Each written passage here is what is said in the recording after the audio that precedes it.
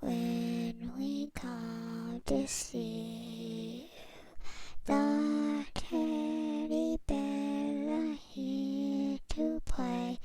If you don't come play with.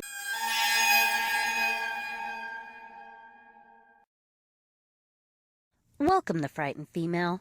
This is Crystal. Today's true story was submitted to me by Lana, and the subject matter of her experience quickly led me to my own personal past stories that related very deeply the dark, dangerous world of the Ouija board. Now, folks, knowing what I know now, I would have never messed with the damn thing. But when you're young and naive, you do some pretty dumb stuff. And I advise, and I mean this passionately from my own personal experiences, you never treat Ouija boards as a game or simple fun, because it's not. It's an open invitation to the demonic unknown, and it manifests powers that are beyond our comprehension. The things that happened to me and my two friends back in the mid-90s were freakish and unexplainable, and I will share them openly with you. And then we will share Lana's experience. Again, her story opened a time capsule for me personally. The following is what went down. And with that, let's begin. So while in elementary school in Nevada, I was grateful to have lived right next door to my best friend, and I was always over there. And she had a brother, 1 year older, that gradually became part of our activities. After fourth grade, my family and I moved all the way across town, but that didn't stop me from being over at her house constantly. I'd just call my folks to come pick me up every evening. As we got older, into 6th, 7th grade, her brother began showing a sharp interest in magic. And no, I'm not talking about bippity-boppity-boo, card tricks, rabbit out of the hat, any of that stuff. I'm talking about ritual magic, like spells, summoning the elements of earth, air, fire, water, channeling spirits, tarot cards, reading rune stones, all of that kind of stuff. And I don't know if you remember the movie The Craft back from the 90s. If you've seen that movie, that was pretty much us. And her brother claimed himself to be a practicing witch. Bear in mind, we were like 13 years old, and we kind of formed this strange Wiccan-like coven that really none of us had a clue as to the magnitude of what we were doing. So we'd go out late to the nearby park, and we'd hold hands in circles chanting, earth, air, fire, water, earth, air, fire, water, in order to gain powers, or we'd do spells on classmates through what we called candle magic, love spells if we had a crush, or revenge spells if we wanted to get even with someone. And one time he even lent me an old book that he got from the local library, and it had all sorts of sorcery content in it, and he let me take it with me to class for the day. And my science teacher at the time, it's either Miss Catlin, I think it was Miss Catlin. I think that's what her name was. She almost kicked me out of class because I was reading it out loud to students. And she said, "Put that devil thing away now." And I thought it was all in fun. Again, young and stupid. But anyways, we had this little coven thing going on, and we took it very seriously. So one day, my friend's brother said, I think we should try an experiment with the spirit board. Neither of us had one. The cheap one that you could buy at the toy store, which is a terrible thing, seeing how it is not a game. And I wasn't going to ask my parents for one, and there's no way in hell that their mom was going to buy them one. She was so petrified of those things, and she refused that we do anything such as that inside her home. "I know," I said. "We'll just make one." And so we'd write out all of the letters and words on a piece of paper, and then we'd tear them up into little squares and place them on the floor. And using the loose plate of glass that they had from their coffee table, we'd drag it into the bedroom and press it over the top of the letters, to make a smooth surface.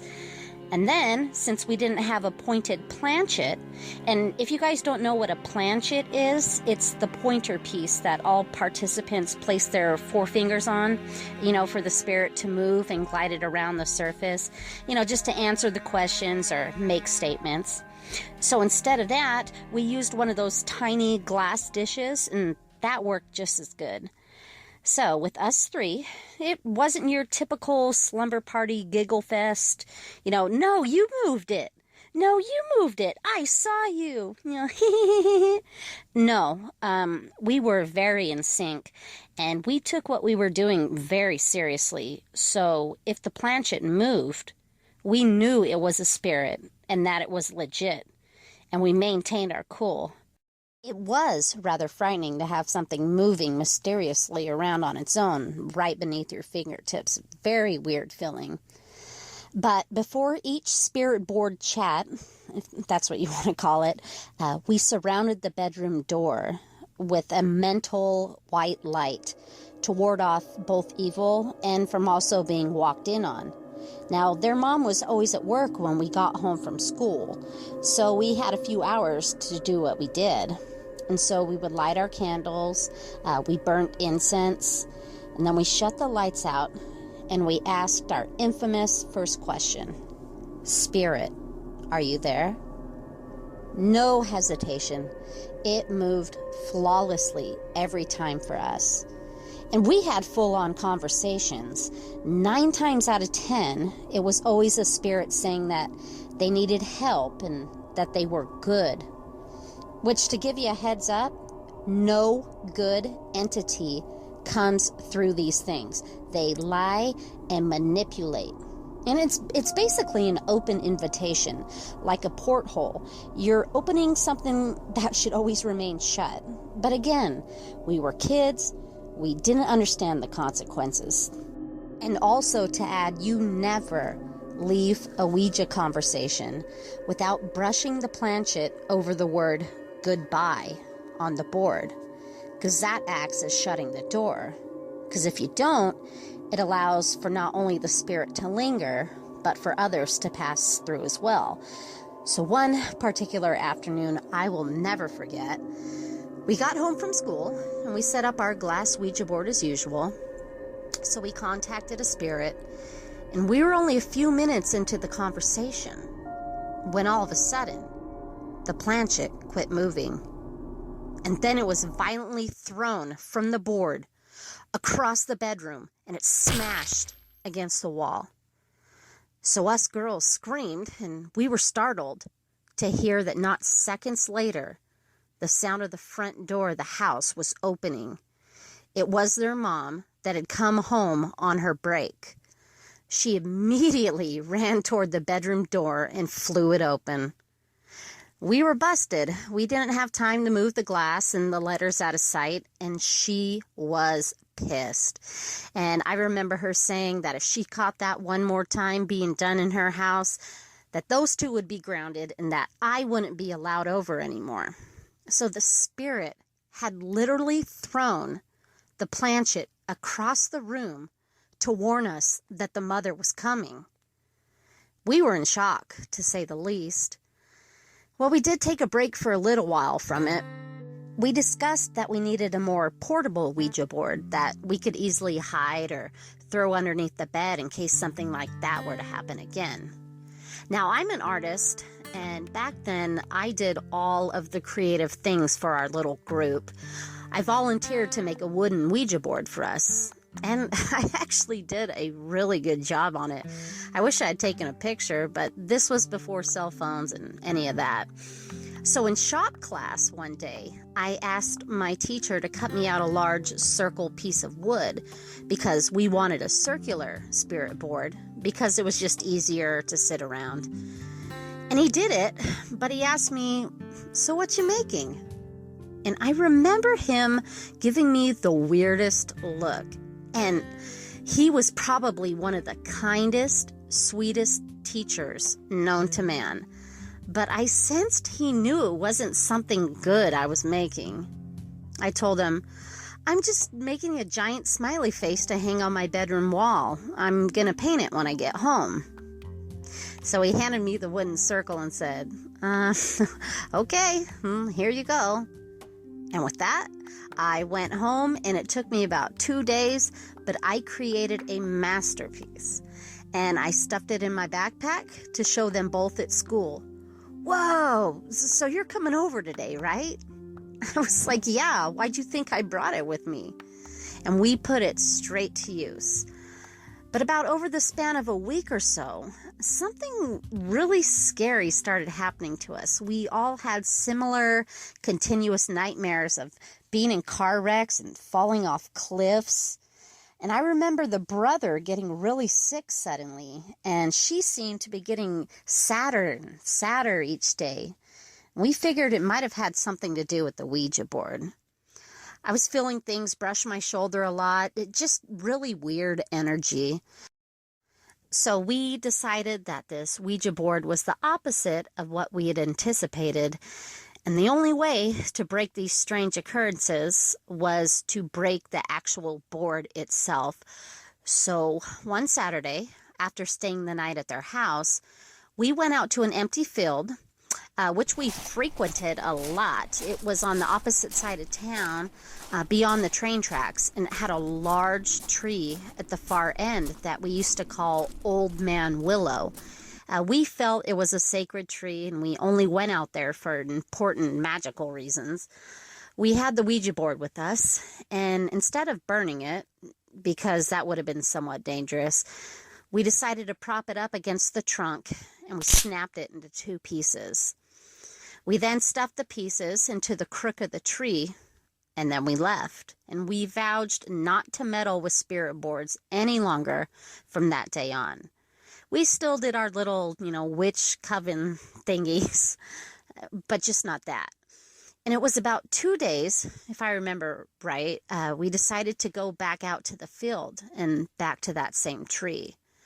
Folks, this literally scared the piss out of all of us. And I had to do a double take with what we saw. The wooden Ouija board that we had split in half just days before was now perfectly back together and intact. And I would have to say that was probably one of the scariest moments I've ever experienced growing up. I remember that we ran so fast that my best friend began hyperventilating, and we were both crying in fear, just shaking, in shock. We had to all reassure each other that we saw the same thing, and we didn't tell anybody about it. No one would have believed us, and plus we didn't want to expose the fact that we've been playing with the Ouija board to anybody. True story, folks. We never went back out there to the field after that incident. Obviously, I grew out of the whole magic thing. It was a kiddie phase, but best advice I can give to you is never place your hands on a planchette. Don't mess with the dark world, because I'm telling you, this stuff is real. It's not a joke.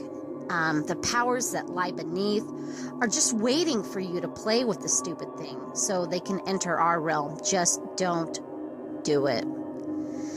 And all right, with that being said, this next true story was again submitted by Lana. Thank you, Lana, for bringing back some memories for me based on your event. With that, let's begin. Back when I was a senior in high school, my sister, who was a sophomore, had introduced me to the Ouija board after a birthday party she had with her friends. And it was one of the presents given to her. It was a birthday/overnight party. So what better way for a bunch of girls to do something spooky in the middle of the night than to mess around with ghosts? I fortunately stayed the night at a friend's house to avoid the immature chaos. My parents really didn't care about the whole Ouija thing, and like me, we all thought it was just stupid fun. A bunch of kids moving around a pointed thing and shrieking. My thoughts have been changed after what happened to me the summer after graduation. So I was now out of school. I had a full-time job working as customer service at a travel agency until I figured out what I wanted to do with the whole college situation. I lived at home with my parents and younger sister, which sucked, I'll admit. It had its ups and downs. But one night, my sister came in my room holding the Ouija board and said, "Annabelle couldn't come over tonight. Want to play this thing with me?" I honestly had nothing better to do at the moment. My parents were just getting to sleep. I said, yeah, why the hell not? Why not? I didn't have any candles, but I did have a stained glass nightlight that shed an eerie light through the darkness, which was perfect. "You know this is really fake, right?" I told her. She smiled. "I don't know, maybe not. It's moved around before. Let's just try it." So we placed it in the middle of my bed, making sure it was level. She brought out the pointer, which, sorry to interrupt, Lana, maybe you mean planchet, but pointer, planchet, okay, which she had obnoxiously decorated in glittery stickers, and placed it on the board. We both lightly pressed our fingers down, and then I proceeded to say, "Is there anyone that would like to say hello?" So we sat for a moment. And slowly but surely, it began inching toward the word yes. We looked at each other and then asked the next question. "What is your name?" Again, another pause. But then it began slowly spelling out the letters. D-O-L-L-Y-A-N-N.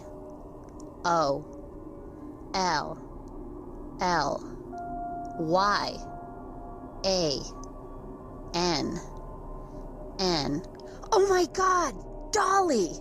I gasped as I jerked my hands away from the board. That was the name of an invisible friend that I had back when I was like 5 years old.